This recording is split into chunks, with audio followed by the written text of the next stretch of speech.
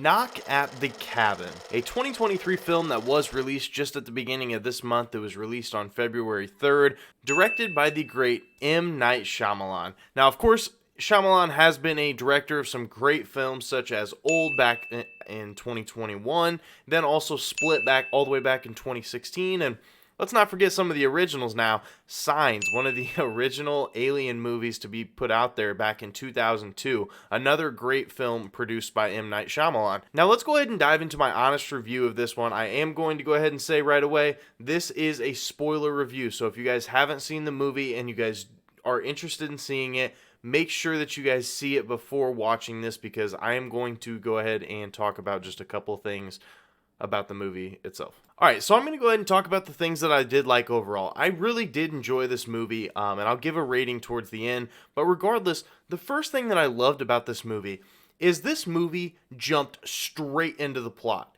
There was no messing around. There was no real, super detailed introduction. They literally just hopped right into the plot from the very opening scene.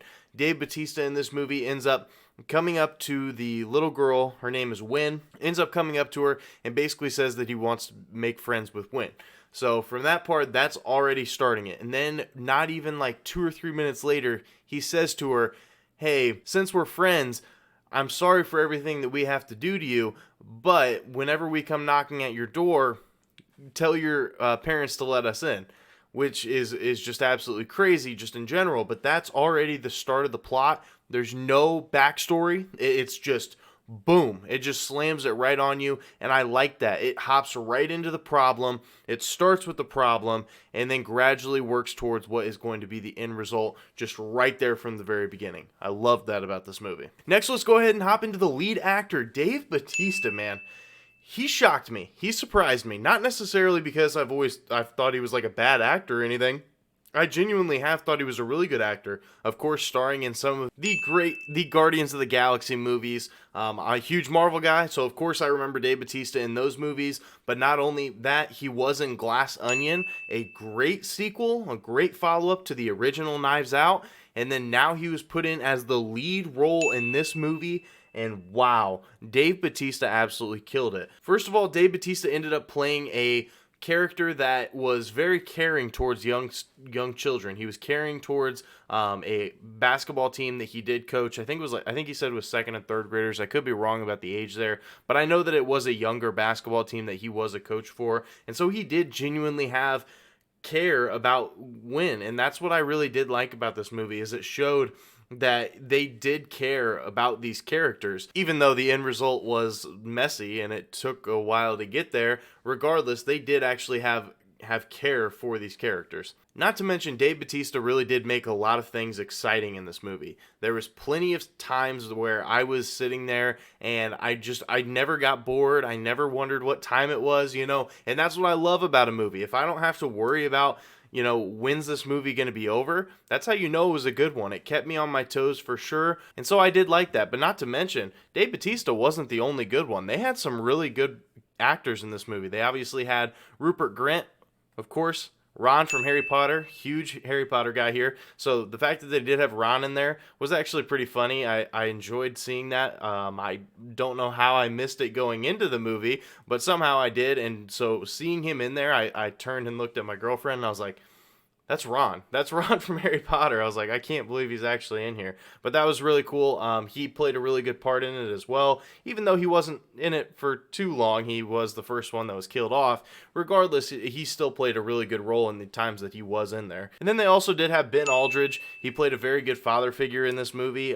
He, despite having some kind of crazy thoughts and some times where he really did crack under pressure, he still was a pretty good father figure. He just kind of had a temper, as they had mentioned in the middle of that movie, and it kind of showed, to be completely honest. Not to mention, last but certainly not least, the other father that was in this film, Jonathan Groff. Great father figure. I thought that he was the better father figure out of the two, but he has played in some great movies, of course, ranging in all different spectrums. He has played in things like Hamilton, which is of course a musical, but then he also played in Frozen, which is a kids movie. and then he also played an American Sniper, and now he's playing in a thriller in Knock at the Cabin. So he has played in so many different roles, but it's crazy because he's done good in all of them. So a broad genre type of actor, he can really kind of act in any sort of situation. So I really do like that about him. So yeah, not only did they have a great cast, but overall there was plenty of thrilling moments in this one. There was plenty of deaths in this one, and I think that the thing that made it most exciting for me, I could tell that the plot was kind of predictable, and we'll kind of get to that a little bit later in the video.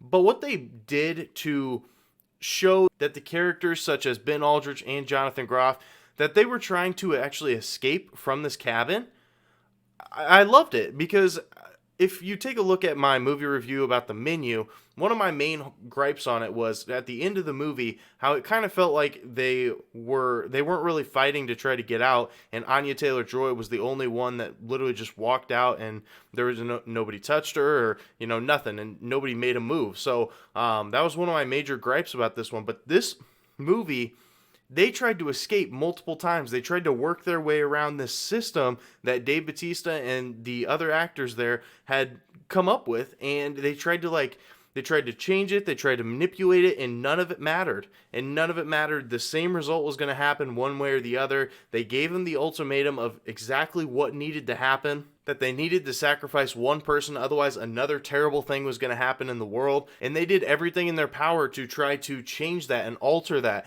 And they did a really good job with this movie, because they not only still implemented the original deaths that were going to be happening of these four characters here, but they also showed that the two father figures and even Wynn had the ability and the determination to try to get out too, which was just awesome. I absolutely, that was what kept me on my toes. That was what made me want even more, was just the fact that they wanted to actually escape. I love films that the person that is in trouble is trying to fix that issue and trying to get out of it. That's what keeps me intrigued. So I thought they did a really good job about that one. Another thing that I thought that they did a really good job about was they showed the true hardships of a same-sex marriage in this one. When they did adopt Wynn, of course they had the issues with actually getting Wynn, because Eric had lied that Andrew was the brother of the girl that Eric was supposedly with, to be able to actually adopt the child. Then they mentioned it multiple times that they felt like they were targeted throughout the movie, and kind of back when they were at the bar, and Ron's character did end up attacking them as well. So I thought that was a really good touch. And not to mention, from the opening scene, Wynn is talking to Dave Bautista, and they are talking about how even Wynn's teacher and like people from their school are talking about how having two fathers was not a good thing. And so I thought they did a really good job of addressing that, showing their ways that they did overcome it, and the hardships that can come with a same-sex marriage. So I thought they did a really good job with that for sure. And the last but certainly not least thing that I loved most about this movie was these four characters that you see up here on screen. They were very, very persuading. They did a really good job of showing you this storyline of how everything is going to happen in the world, and what is going to happen if they don't end up sacrificing themselves. So I thought that was a really good touch. But Eric, the thing that I liked most about him was Eric ended up starting to believe it through the end. And you could kind of tell from the second that he ended up getting his concussion all the way through the end, you could tell that the more that these people died, and the more that the news had popped up on the TV, the more that he started to believe it. And he said that he did end up seeing a vision of somebody in the pond. So it was something that he started to believe himself. And I just thought that was a really good touch, because a lot of these characters, as you can see from Andrew's character, he didn't believe it whatsoever, and it really went all the way through the movie. He didn't believe it, and even though everything was happening right in front of him, he could see the planes falling, he could see the sky starting to get dark, it did not matter. He was not going to give up on anything. And Eric said, okay, well then give up on me, give up on us, and I will take the blame for it, just so that way Wynn can have a perfect life in the future and be able to find the person of their dreams, and just be able to grow up and live a normal life. So I really did love this part of the movie. Now, the only real con that I did end up having was that I felt like the plot was just a little bit predictable. At the end, you kind of knew that somebody was going to sacrifice themselves.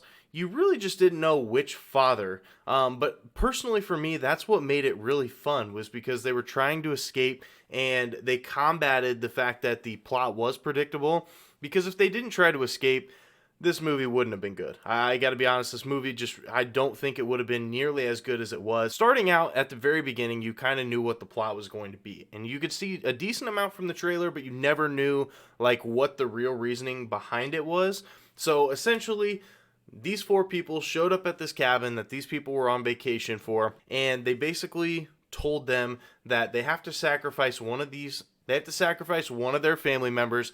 Otherwise, something bad in the world is going to happen, which I did think was a really cool plot line just in general. But the more that you saw it go on, that first, after the first time that it happened, and even the second time when Andrew was like, these are pre-recorded shows.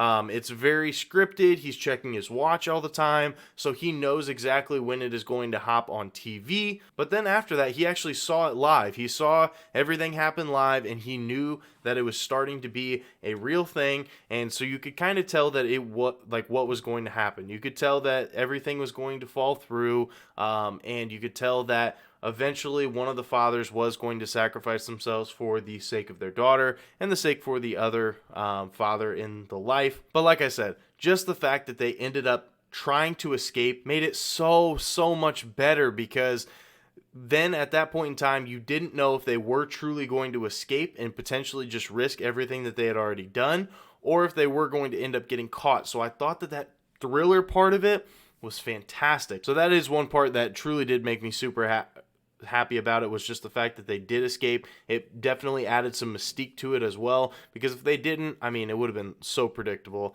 We would have known that they would have said no the first 3 times, and then it would have come down to Bautista, and we wouldn't have known which father it was going to be, and that would have been the end of the story. But the fact that they did try to escape, you didn't know if they were going to officially make it or not. So I really did like this movie. That was just literally my only con about the movie. So overall, though, I did like this movie. I'm not harping on it too much. I am going to be giving it an 8 out of 10 crowns here on the channel. That is the way that we do our rankings. We do them out of crowns, and if it is ever a 10 out of 10 movie, which I already do have one here on the channel, and I'll go ahead and put it up here whenever we are finished. But 8 out of 10 crowns, still a very solid movie. I did still really like it. It was just that one main con that I wasn't a huge fan of, but everything else I feel like they did right. I feel like the casting was great in it, and overall the thrill and the fun of this movie was definitely there. So that is going to do it for this movie review. Like I said, 8 out of 10 crowns, still very solid movie. If you guys do want any more, make sure you guys do go ahead and check out the channel and check out this video of our one movie that is in royalty here on the channel. Make sure you guys do go ahead and check those out. I am Austin, 1/3 here of the Civil Cinematics here on the channel. I'll catch you guys in the next one.